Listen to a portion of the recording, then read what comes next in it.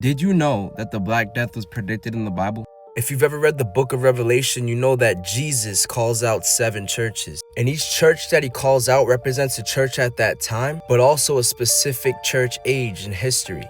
And each church that he called out had both good and bad characteristics. Based on these characteristics, he prophesied what would happen with them. Now, the age of the church of Thyatira happened from 500 to 1500 AD. This is when the medieval period began and when the Catholic Church started to expand. Building churches, sending out missionaries, doing great works for the world to see.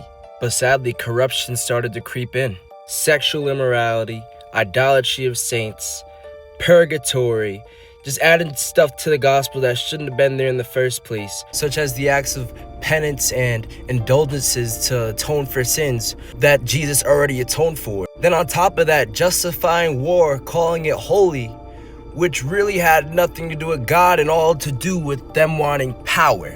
Don't even get me started on the Pope.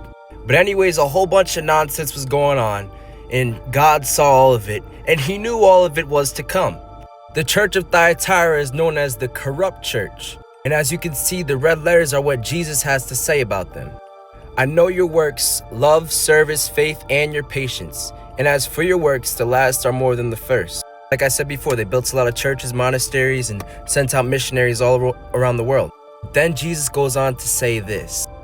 When you get the chance, read Revelation 2 verses 18 all the way to the end.